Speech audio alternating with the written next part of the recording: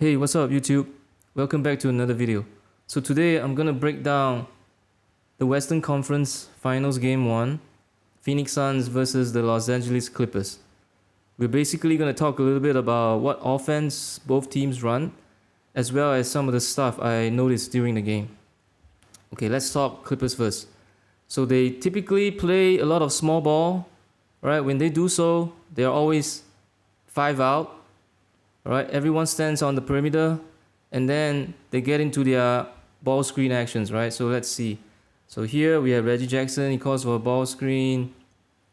They move it around and then PG attacks down the middle, right? Right? Not a lot of complicated stuff. It's just a lot of high ball screen, right? So here again, ball screens. He gets cut off, he reverses the ball and they get a 3 out of it, right? Simple stuff. Right, it works when you have shot makers like Reggie Jackson, who's been playing very well this postseason, as well as Morris and PG. Right, we're getting the PG from the Pacers. Right? Flashback to the Pacers days. Okay, here again we see 5 out. All right, they set a cross screen and they go into Morris on a post up. Right, so the Clippers typically do this when the shot clock is winding down and then nothing is happening. So they like to post up Morris or PG, right? When they can't get anything going on offense. So here he posts ups and they get a decent shot, right? 1-on-1 in the paint. Okay, here again. Okay, so Cousins played a couple of minutes in this game, right? So when Cousins was in the game, right, they did this quite a few times. So you see Cousins right here, right? He's getting into the paint and they set a cross screen for him, right?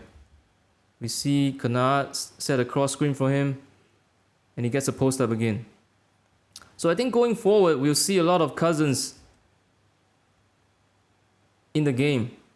Right? Because when he's on the floor, he seems to be playing well, especially against the Suns' reserve big men, right? Like Saric. Yeah, typically against Saric. When Ayton is on the floor, he matches up sometimes, but Ayton seems a little bit too quick for him. Okay, so the Clippers 5 out, and they do a bit of post up when they have scoring big men in the game. All right.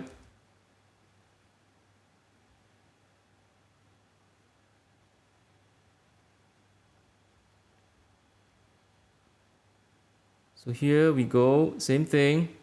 All right, it's 5 out, just high ball screen, and then PG takes a tough shot, right? Okay, let's stop it right here. So we'll flow right into what the Suns do on offense, right? So the Suns play a really high tempo game, right? Anytime you see when someone is out of the picture, if you're on offense and you take a shot and you fall down, all right, that's when they actually push the tempo, right? We see here, they get the ball and immediately Payne pushes the ball down the court and he takes advantage, all right? So the Suns were doing a lot of this in the game.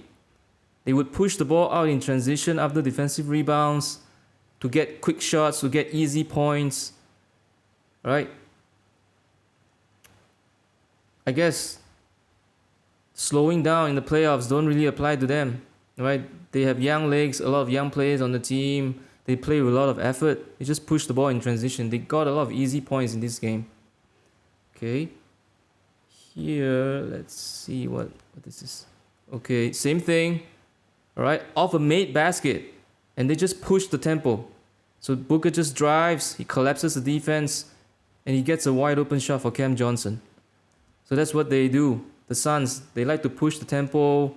Well, I think Mike D'Antoni will be proud, right? The guys from the Steve Nash and Amari days, they like to push the tempo. They shoot the ball fast. They play a high tempo. That's what this Phoenix Suns team do.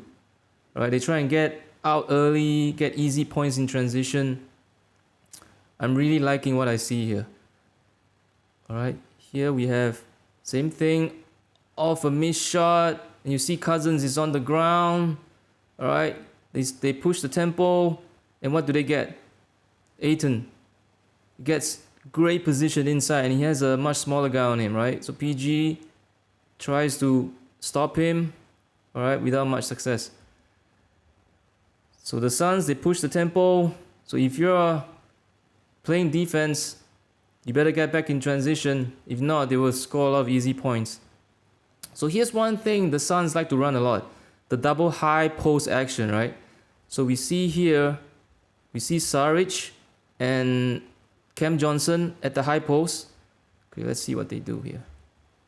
So we see the ball. So what they typically do is they start off the action with a ball screen, right? They screen for each other across and see what happens. See how the defense reacts. So in this case, so we see Kennard gets stuck behind Cam Johnson, and Payne recognizes what's happening, right? He gives a great pass to him. And Cousins doesn't react. Easy 2 points, right? It should have been an N1. Okay, wait, let's roll it back a little bit. Okay. If we see in real time, you see Cam Johnson use a inside hand release, right? Where he actually uses his inside hand, his right hand. In this case, he pushes the ball out in front, which leads him into the layup. It's a great move to use in this situation when the defender is trailing behind you, right? So again, catches the ball, inside hand release, layup. Good stuff. Okay, again, we see the double high post action. Again, it's Saric and Cam Johnson right here. Okay, let's see what it flows into. So he gets the ball. See, excellent read by Saric. He catches the ball, he turns around, he sees a cutter, passes. It's a layup. Tough shot. Okay, but it was a great pass, great cut. So this Suns team, they play with a lot of effort, right? They're always running down the floor, always a lot of activity. Guys are passing and then cutting. It's very hard to guard when you have a lot of guys just passing and cutting. They remind me a little bit of how the Warriors play, actually. Right?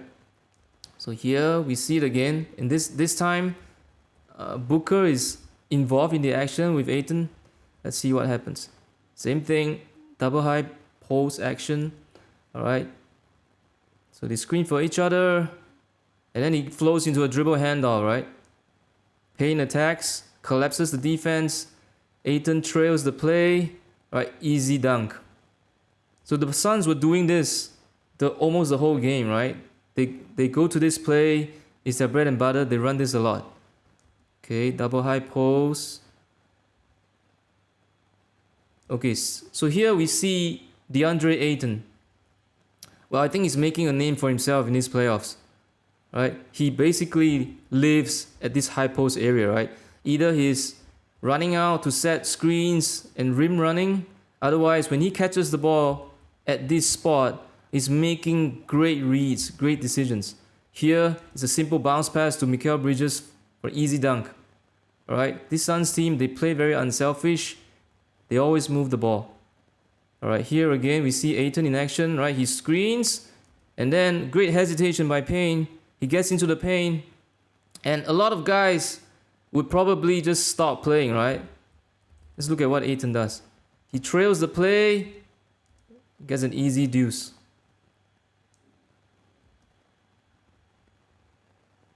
So Ayton is proving to be a big problem for the Clippers in this series, right? They can't stop him. He's not a three-point shooter, but his activity in the paint, right, on setting screens, rim runs, and making good reads at the high post area is giving the Clippers a lot of problems, right? So here, let's talk about Cameron Payne a little bit. Remember Cameron Payne? All right, a couple of years ago, he was just remembered as Westbrook's dance partner when he was at OKC, right? He's making a name for himself this season too. Okay, wait, let's roll it back here a little bit. Let's see what he does. Right, he's a great pick and roll player. He can get his own shot. Right, finds his teammates. And in this game, he was asked to do a lot because CP was out. And he responded tremendously, right? He played really well this game, like he has been doing for the whole season, right? When coming off the bench. So let's see what he does here. So he gets around, hesitates, and then he uses one of my favorite finishers right here. He sneaks in with an inside hand finish. Okay, so wait. We'll go back here again. Let's watch it again. He goes, he hesitates, dribbles on the left, and then he goes right left, but he sneaks it underneath Morris's hand, right? And he finishes. So if you want to be a player in the pick and roll and get the ball often, this is one of those finishes where you need to have in your bag. So I thought I'd point that out here. All right, he did this like 2 times in the game today. All right, excellent pick and roll player. I think he's gonna get paid this off season. All right, so there you have it. That was my breakdown and the things I saw. Right, I think it's gonna be a cracking series. So I look forward to breaking down the future games in this series, and I'll probably do the same thing for the Eastern Conference Finals, where the Hawks are playing the Bucks. All right, so drop me a comment down below. All right, who do you think will win in this series? And like, subscribe for more content. I'll see you guys next time.